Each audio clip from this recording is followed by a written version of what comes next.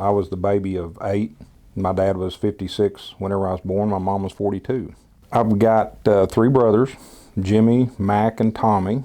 I have 4 sisters, Sue Sanders, Betty Farr, Ann Dorman, and Peggy Osborne. My dad was a cattle buyer for several packer buyers up north, and basically made his living off of farming and raising cattle. We had a small farm out off Weddington Road out west of Fayetteville.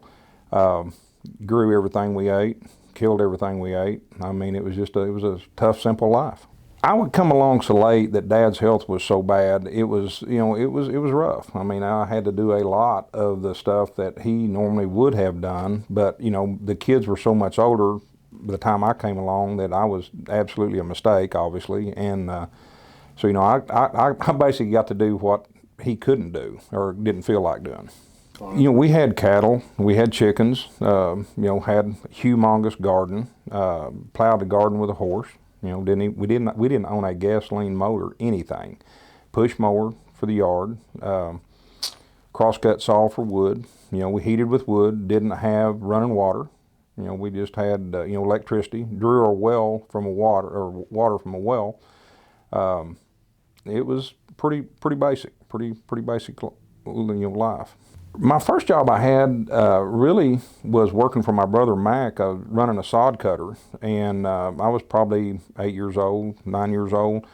Then worked in his construction business, running a backhoe and a dozer. I could drive a backhoe and dozer before I could drive a car, and we did all the sewer lines in Farmington Heights there behind the football stadium, and anything that came along. Hauled hay, went to work for Dr. Hall. Had a big farm out west of town here, and took care of his farm whenever I was going to high school, so I could be able to play sports and still have some freedom to do. He had probably 125 to 150 mama cows and probably 300 acres out there on the river. That was pretty much the jobs I had until I graduated or my senior year, and then I went to work for IGA part-time right after my senior year in high school. Probably my earliest memories of Farmington would be how simple it was, how laid back a life it was. Not a huge town. It was like a Mayberry. Everybody knew everybody. It was a small town atmosphere, small town, good people, good solid people, good, honest, morally, ethically good people. It was always a tight-knit community, The community always supported the school programs, in athletics and academics. Anything that came up that needed volunteers, there was always people there to do it. My first memories of Farmington on stores would have been, there was McNeil's store that was just down the road from where the school is at now.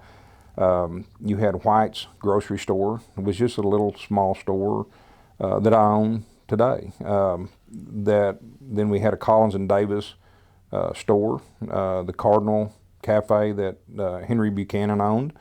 There wasn't a lot of businesses there. It was pretty barren. We was a 2-lane road. There wasn't a lot of population, and back then our population was probably 600 to 800. I remember it went over 1,000 was a big deal. It was a big milestone for us. Attending school in Farmington was probably, I don't want to say is a dream that it came true, but I was so fortunate to be able to be raised in Farmington and go and have the teachers that I had, to make the grades that I made, to be able to play the sports that I got to play. I've been a lot of places all over this country, and I've never seen any place that I would even consider close to being home like Farmington is. I've been here all my life. I'll be buried here. The classmates that I had in school, a lot of them, we started first grade and we graduated together. Ronnie Hudson was a great friend of mine, and we, met the first day of school and was extremely close all the way through school. Bobby Hudson, his brother, Ricky and Randall Lewis, Wesley Stevens, Bill Cooper, Tim Thomas, Mike Kilpatrick. There's just a lot of people, Karen Lewis, there was a lot of people that, we started in the first grade and we finished all the way through, went all the way through school. And a lot of them are still around here today. Most of the teachers, that I had great teachers. Miss McChristian was my first grade teacher, had taught school for umpteen years. Her daughter actually, I had her in my 8th or 9th grade year, Tanya McChristian, that taught school here for, 40 years. Mrs. Blue, Miss Davis, was a tremendous influence in my life. She was a super person. And we exchanged Christmas cards till the day she passed away. The superintendents that we had that stand out was George Ledbetter. He was the one that was the superintendent whenever I was in high school. Very, very thrifty-minded superintendent, to say the least. We would go on ball games, and he would have the lunch ladies to check, fix us a sandwich. So we kind of joked we'd have a hot, we'd have a cold sandwich and hot milk. That would be we couldn't afford to eat going there, so we didn't stop at a restaurant and eat. Whenever we were going to playoff games, they packed our lunch and we ate a lunch on the bus going down. The championship teams were, were a special time in life. So very fortunate to have been part of it. It just all came together. We're just a bunch of raw-boned redneck kids that came together, and we was extremely close. We went to school with each other forever, and we started out in junior high. I never played ball till in the 9th grade. I didn't have any way to go to practice, and I had a neighbor, Mike Rich, that he would come by and pick me up and take us to practice. So in junior high, we lost our first 4 or 5 games when we just getting pounded. Holland was so upset he wouldn't practice with us. He said, "You're the sorriest bunch of losers. I'm not wasting my time on losers. You guys go out there and have a good time. You're going to get killed whenever you play." True story. And we'd go out and play and grab around. And I'll never forget, we went to Pea Ridge and we beat Pea Ridge 2-0. And we thought, wow, hey, this is, we're yelling out the window and shaking our fist at them. We're pretty cocky, thinking we're good. And Holland came out the next day and he said, "All right," he said, you got a taste of winning. You know what it's like. And we won our last 4 or 5 games that year. And then my sophomore year, we didn't, no one really expected a whole lot, and we started really well, but then we lost the last 3 out of the 4 games, I think, and Holland is just livid. Hates losing at anything. I'd hate to play him in dominoes. Checkers, whatever you played on him, he's going to win. And so he'd made his mind up. Between my sophomore and junior year, he worked us extremely hard. And, we hauled hay through the days, have morning practice, haul hay, do evening practice, get up, go back and finish our hay hauling. So my junior year, we started out, we went to Prairie Grove, and we had Prairie Grove beat on their field, and Prairie Grove was good. And there was a huge malfunction of the clock in the last minute that basically they didn't run the clock. It was a huge ordeal, and Prairie Grove beat us on the last play of the game. And was tremendous, outpouring of people that was really upset. And so, Holland come back and he was determined that was it. We're not going to lose again. He said, "That's it." And so, we started out and we never lost another game, my junior and senior year. And we went back, Prairie Grove came to Farmington the next year, and I believe we beat them 54-8 on our field. The Prairie Grove game was always huge because all the kids knew each other. And I've got a lot of good friends in Prairie Grove. I lived in Prairie Grove my senior year. My mom and dad had to sell their place. Dad's health was so bad he couldn't take care of it. So I lived in Prairie Grove my senior year and went to school at Farmington. I had to go to the school board and they had to grant me a district transfer for $1. And so I took a lot of heat from the guys in Prairie Grove. They'd egg my house and toilet paper my house and, and soak my car, and in good fun, nothing mean at all. I'd do the same thing to them. But it was a big rivalry. It always was. Probably one of our biggest games of the year was always for Prairie Grove. It was a hotly contested game every year. The playoff games, my first year when I was a junior, we didn't have any idea what to expect, and we went down, and I believe I'm right. I think we played Danville, which was the defending state champions from a year ago, and excuse me, nobody gave us much of a chance, and I believe we beat them 20-0. And you know, back then they only took the conference champions and the runner-up. You didn't have half the conference going, so if you were conference champion, you got to bye your first week. So we got to bye the first week and drew Danville the next game, and we beat them 20-0. And then we made it to the championship game, and you know, and won that fairly easily. And because I think, you know, we slept up on a lot of people. And then the next year, my senior year, you know, there was everybody was laying on us. Everybody wanted a piece of us, and because we throttled them pretty hard our junior year. Well, they wanted revenge. And Holland's rule was we couldn't score more than 50 points. You know, 50 points was it. You know, if you run it up, and, you know, I don't want more than 50 points scored, and I don't want points scored against us.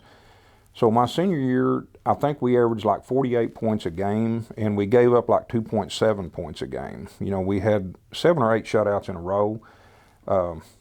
He was just a super disciplinarian. I mean, and honestly, if we hadn't had Coach Holland, we're probably a 500 ball team. I mean, really and truly, I believe that, because without him, we wouldn't have done anywhere near what we did. I mean, I really believe that to this day. And, you know, the kids he had, he wanted 25 hard-nosed players. He didn't want lollipops or tootsies, as he called them, that, you know, wasn't in shape and wasn't ready to play.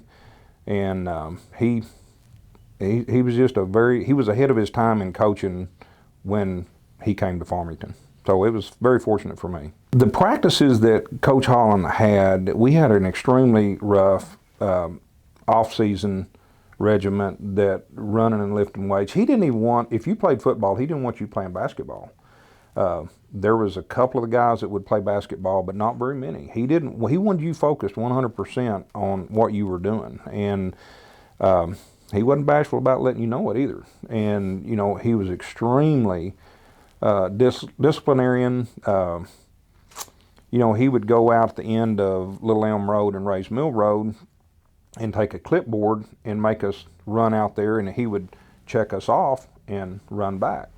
You know, and then he would, you know, make sure that we made it about there and made it back. And, you know, we did that. I think we would run Monday, Wednesday, and Friday, and we lifted weights on Tuesdays and Thursdays. And, you know, I mean, it was a rough time, you know, but none of the kids had air conditioning. I mean, we were in fantastic shape. I mean, we were in great shape, all of us. And it was just like the perfect storm that just came together good. You know, the only undefeated team Farmington has ever had. The Greenland rivalry, Coach Holland, there was a coach at Greenland named David Kossover, and he spurred Holland all the time.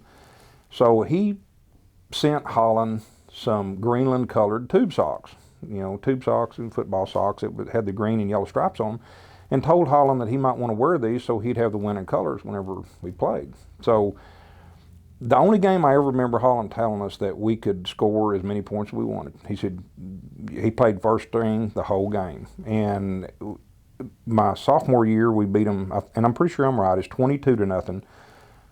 My junior year, we beat them 44-0. And my senior year, we beat them 66-0. And if we could have scored 100, we would have. That was the only game he ever turned us loose on that said you can score all you want to score. And we knew we'd better score big.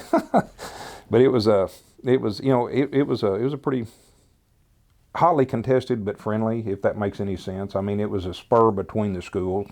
And you got to remember that whenever we were doing this, there wasn't the Shilohs and the dominant of the Fayetteville 7A teams that there was back then. We were really the first team in Northwest Arkansas that was really dominant. I mean, we wanted to play Fayetteville bad. We wanted to scrimmage Fayetteville, and they wouldn't do it. We tried. Holland tried to scrimmage us just to see what we could do. And that was unheard of back then, you know. And in my senior athletic banquet, Coach Broyles came and spoke at our athletic banquet, which was unheard of. You know, I don't think that ever happened again, but that was after we'd won state championship for the second time, and it was a big deal. It was a big deal in the town. The whole town basically shut down whenever we played. I mean, they followed us wherever we went. We would have a humongous following. I mean, we would have more on the visitor side than the home team would have on their side.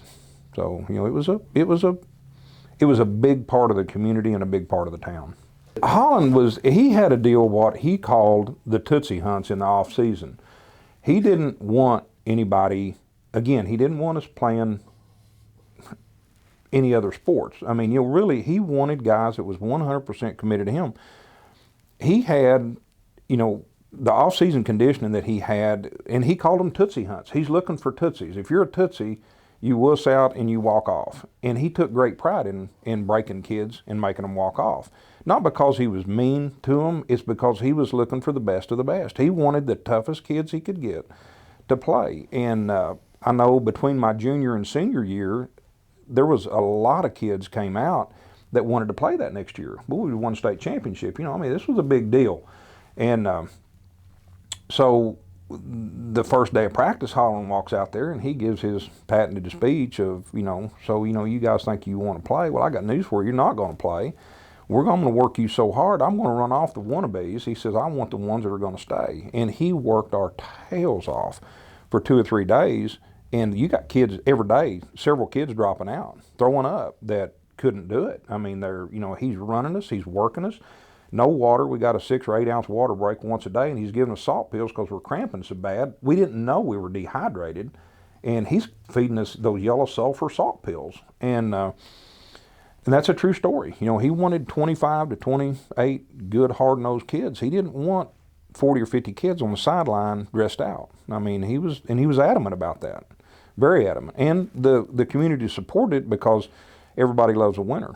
As long as you're winning, you can do about whatever you want to do. But, when you start getting mediocre and you're losing, that's whenever you get all the Monday morning quarterbacks coming in. Coach Holland was always a guy that was tough and put up a big front, had a big heart. He wouldn't show it very often, but he cared. He cared about each one of us like we was his own kids. It's hard to explain. He's the kind of guy that you would bleed for, and if he loved you, he loved you. And if he hated you, he didn't want to have nothing to do with you. And his kids that played for him was his family. I mean, he there was nothing he wouldn't have done for us, but also Holland was the one that would give licks in school at noon. It's a true story. On the 7th grade, my first class, I didn't play football 7th grade. Holland's first day of school, first class, first bell, he walks in the study hall and I'm standing up. And he said, I'll see you at the courtyard at noon.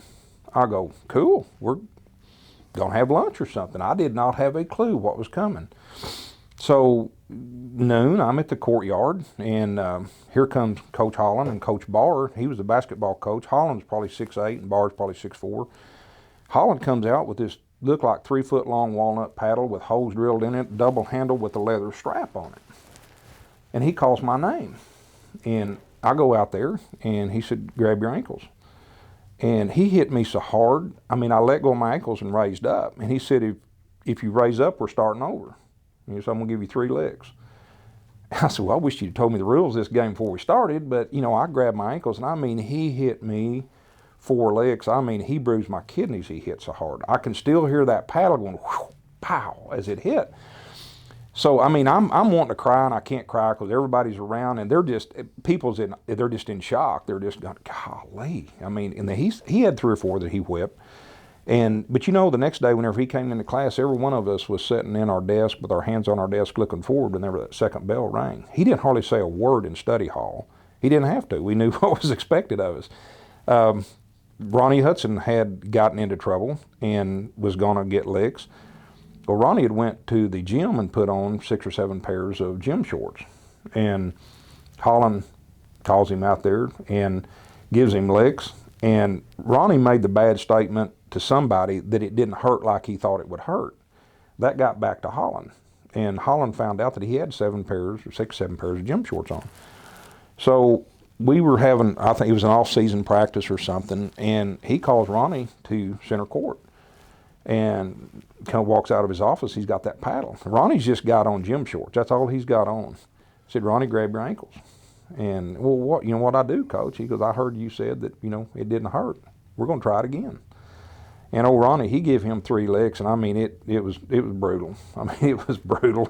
You'd probably be arrested for that today, but you know, you didn't have to worry about it. You know, you didn't get in trouble. The other thing he did that was really unique is if any kids got in trouble, any of his players got in trouble in school, we'd form a bull ring, and he'd put boxing gloves on us at center court, and we'd box till somebody drew blood. True story. And you drew blood. When you drew blood, it was over. You know, that was the end of the contest right there. He was the one that if you were in a class and you got in trouble, he was the one that would come in. And we had a class one time at Miss McChristian, and we give her fits, and Holland walked in the door one day, and he looked at her and he said, who's the ringleader? And she looks at me and points her finger at me. And I said, oh, Lord, here we go. And, you know, I think it was my junior year, you know, we're playing ball, and he walks over there to my desk, reaches down and grabs my paper on my desk and wads it up, throws it in the corner. He says, get on your hands and knees and push that around the room with your nose. Devastating, you know, and I did it, and didn't have no choice. And he said, when you get that done, he said, I want you to stand with your nose in the corner till every person leaves this room. And he said, I had better not ever come back in here. And he never had to. That was it for me. And those are all true stories. The fun things we did growing up was simple. I mean, there wasn't the things that the kids have now. I mean, we would rock wasp nest on Sunday afternoon by going down by the creek, and we'd rock wasp nest to just knock them out of the trees. And, you know, we fished a lot on the rivers, hunted a lot. I mean, there wasn't a lot of the sideline activities. There wasn't summer sports. There wasn't traveling sports teams.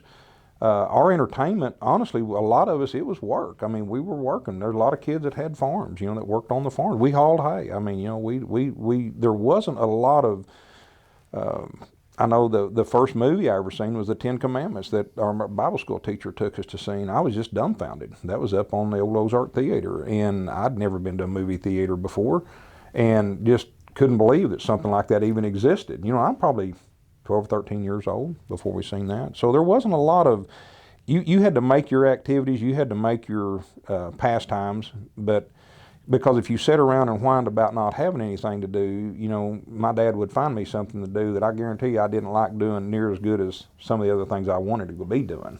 I was raised in the Highland community, which is out west, and the Highland Community Church, and the neighborhood was extremely close. We would, you know, there would be Saturday night get-togethers at the community building where they would gather, play wahoo, checkers, dominoes. You know, the neighbors would get together, and each of them would help them in their gardens, dig potatoes. And I hated digging potatoes, you know, because we not only dug ours, we dug everybody else's, because they would help us, we would help them. And again, it was a working community. A lot of people worked on the farms, but they worked in town also, and they worked on the farms on the weekends and, you know, after hours. But, you know, it wasn't a social event to be raised up. It was a working event to be raised up. And you worked to eat, and, you know, you worked to live. You know, I mean, that's exactly what you did. You know, you worked to try to provide so you had, you know, the things you needed to get through life. We always had the pancake breakfast, which I went to for umpteen years, and, you know, went to this year. I mean, that's a big social event for Farmington. That's one thing that has stayed constant, and the people that you talk to will tell you that Farmington's got one of the biggest turnouts for their Farmington Fire Department pancake breakfast of any place in the country, and it's quite an event. It's large. It's a packed house from early till late. So, you know, the Farmington community has always supported that. I ended up working at IGA. A friend of mine, a guy that I went to school with, he had worked there his senior year, just part-time. My dad had cut meat and actually knew Shug Curtis, which was one of the old original owners of IGA back years ago. And I had went and interviewed with him after, it was probably in November, after ball season was over, the first part of December. And of course, they hadn't opened up here. They just built Westgate Shopping Center up by the bypass. In fact, the bypass, they just finished the bypass. It wasn't even in place. And so I started to work there, and they had had an opening in the meat department that was coming up. And so I graduated in May, and I had graduated Friday night. I was 17 years old. Moved out Saturday morning, put all my belongings in a Volkswagen, and one trip, and moved in a one-bedroom apartment for $90 a month, all utilities paid, and lied and told them I was 18, and I started cutting meat Monday morning, and done that for 30 years. Run a market for 15 years. Then I was a supervisor for 15. We was fortunate enough to buy in ownership on 7 stores, which was very good for us, and afforded me the opportunity to start my construction and development and rental business that I got in, and I took my money out of that and invested into the developments that we done. I've done several developments in Farmington. So it's been a slow progression, but we've seen a lot of changes happen out here. Our traffic count now is 30,000 plus in front of our office here where the old Arvest Bank used to be, at Farmers and Merchants Bank, originally built in 72. And, it probably back then, I bet the traffic count was probably 2,500. It was basically nothing. At 7 o'clock, you could roll up the highway because there was just nobody there. By starting the way I worked, and I worked hard, I knew the only way I was going to have anything was to work hard. Didn't have the affordability of having, it was unheard of. I didn't even know about, grants or student loans. That just wasn't, there wasn't a lot of kids and we had some fantastic athletes. There wasn't but 3 or 4 of them that went on to, make any kind of college career at all. And, it just wasn't one of them things. It wasn't like it is today, for sure. The businesses that popped up in Farmington over the years, I remember whenever the 7-Eleven was built as a convenience store. That was a big deal for Farmington. That was probably in late 60s was the first thing that I remember coming in, other than the businesses that was already there, like the Collins and Davis Grocery and like the McNeil's and the White's Grocery. Stark Brothers Nursery was here. That was a big employer, kind of the hub of Farmington there for a while. And then it was kind of a slow process as growth came on. Farmington's not just boomed and exploded. We've seen more growth in probably the last 10 years than the probably previous 40 years. And we're 2 miles off 49. We're a 5-lane road. Got a fantastic school system, fantastic police department. It's just a great place for people to raise their families and to be close. We don't have a lot of industry, but over the years as the stores came in, the Cardinal corner, Terry Neal built that, and I'm not 100% sure, probably in the early 80s, something like that. That was a big deal whenever that came in. And then whenever Southwinds was developed in the late 80s, that was whenever the commercial strip there across the front. And I was the one that, pushed to get a Marvin store out here because I knew there was people out here, the volume was here, and it was a good store. We did really good volume until Walmart came in, and, it just devastated them, and, no, they can't compete, so they closed it down. But, then the Sonic followed, and, of course, McDonald's. The new post office that came in. Growth spurs growth, and we've been a slow progression, but it seems like we're a snowball going downhill that's gaining a lot of speed.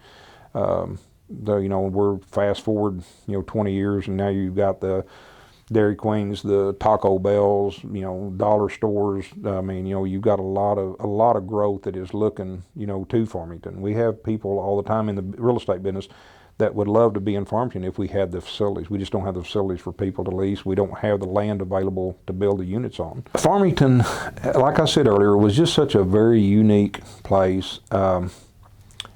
It was an honor to be able to be raised here. I was very lucky. I was very fortunate. As far as saying anything that is, just a catastrophic deal that just was the thing that made Farmington great, I can't give you one thing. There's a lot of things, and I think a lot of it comes back to the people. You've got a lot of established families that's been here for decades and decades, and the good core solid, ethically sound, religious, good business-minded people that has guided the growth that we've had in the right direction. We've had some really, really good leadership, and it's just a good little small town, which we're losing it. We're not the small town that we were anymore. We've got businesses that are coming in every day now, and you see the developments, and I've done several around here. So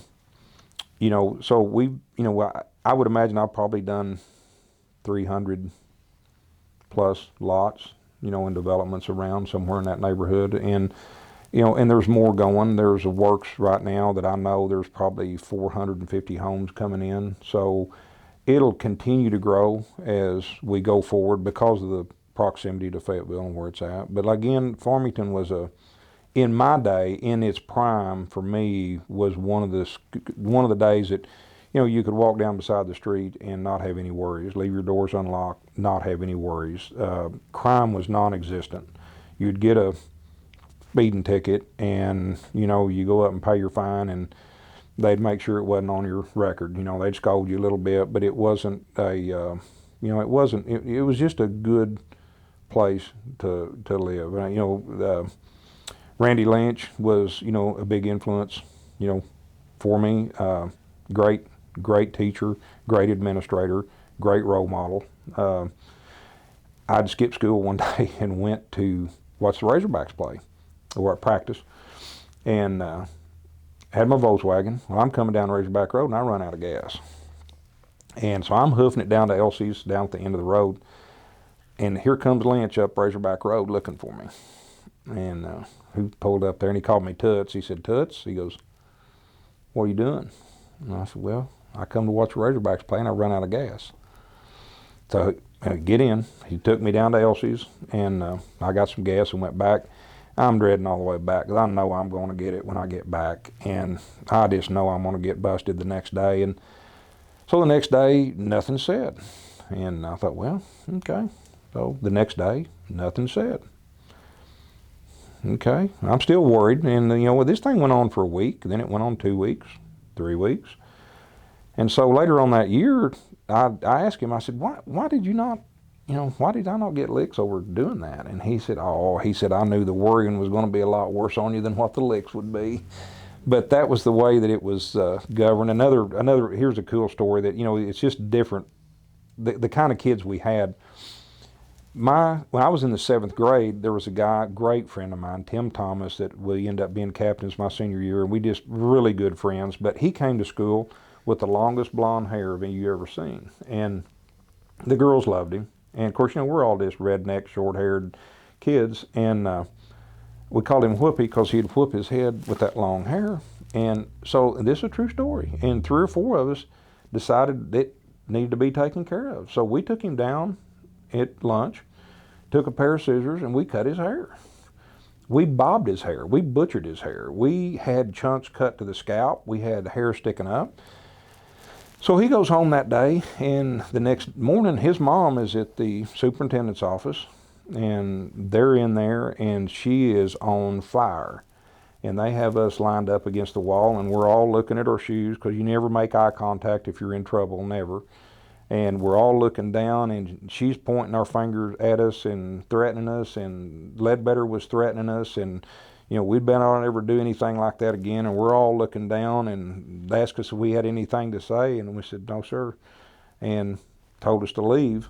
And but after that, Tim became great friends with all of us. But it's just crazy to think that started from taking him down in the courtyard and cutting his hair one day, and that's a true story. Farmington, to be raised up in Farmington, it was a blessing.